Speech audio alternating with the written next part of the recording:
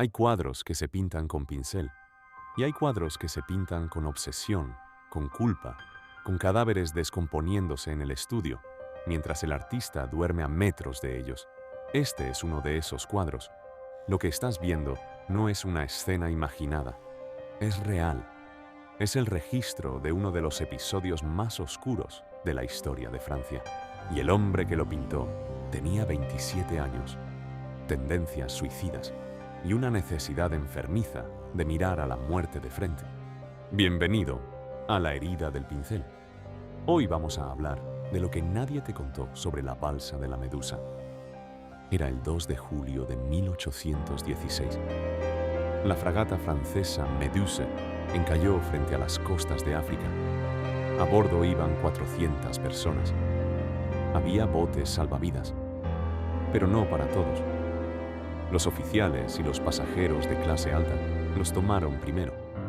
Al resto, al menos 150 personas, los dejaron en una balsa construida apresuradamente, sin suficiente comida, sin agua potable, en medio del Atlántico. Lo que pasó en esos 13 días es difícil de describir.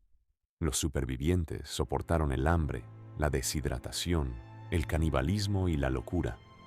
Al final, de 147 personas, solo sobrevivieron 15. Pero lo más perturbador no fue el naufragio, fue lo que vino después. El Estado francés intentó ocultarlo todo, silenciar a los sobrevivientes, borrar el escándalo. Pero no pudo.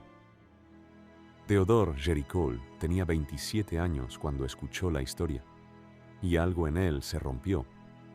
O quizás algo que ya estaba roto encontró finalmente su forma, porque Géricault no era un hombre en paz. Tuvo una existencia intensa y complicada, con tendencias autodestructivas que volcaba en obras escabrosas, con representaciones de locura y cadáveres. Había seducido a la esposa de su propio tío. Había tenido un hijo al que nunca reconoció. Vivía encerrado en una espiral de culpa que lo consumía, y cuando decidió pintar la Medusa, esa espiral se volvió metodología. La mayoría de los pintores trabajan con modelos, con bocetos, con imaginación. Géricault trabajó con cadáveres. Consiguió, con ayuda de un amigo médico, sacar de la morgue miembros cercenados y llevarlos a su taller. Piernas, manos, fragmentos de muslos, cabezas decapitadas. Los dejó descomponer, los estudió, los pintó. Según su biógrafo, en el taller reinaba una fetidez atroz. Quienes lo visitaban durante esos meses describían el olor como insoportable. Géricault no parecía notarlo. Construyó una maqueta de la balsa, entrevistó a algunos sobrevivientes y se trasladó a la costa para investigar el oleaje y las nubes durante un temporal. Quería que cada detalle fuera real, que el horror fuera real. Durante 8 meses, de noviembre de 1818 hasta junio de 1819, el pintor trabajó sin descanso, durmiendo en un altillo contiguo. Apenas veía a nadie. Se encerró con sus muertos. Mira el cuadro con cuidado. No es solo una imagen, es una arquitectura del sufrimiento. A la izquierda, la muerte. Cuerpos tirados. Un anciano que sostiene a un cadáver sin fuerzas para soltarlo.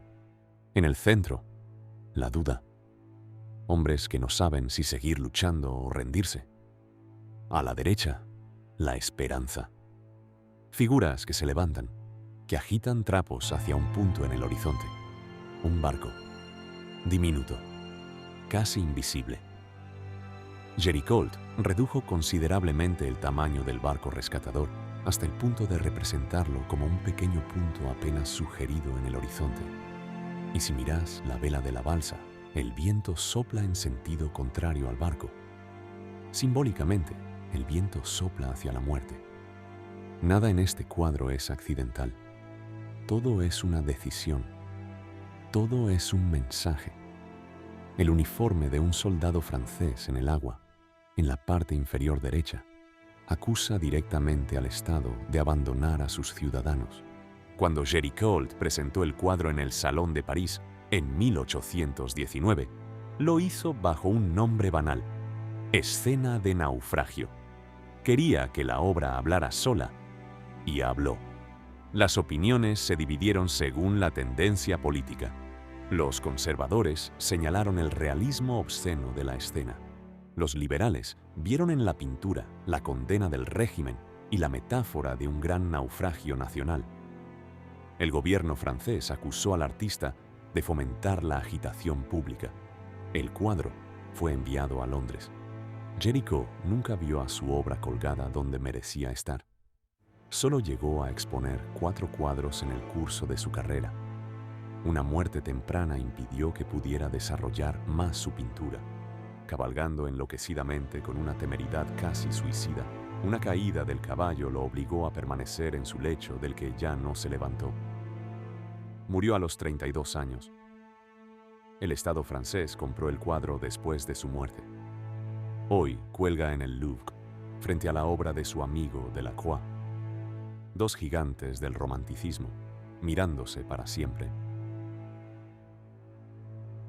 Si este video te detuvo, el arte hizo su trabajo. Géricault murió a los 33 años y nos dejó esto para siempre. Más historias como esta, cada semana. La herida del pincel.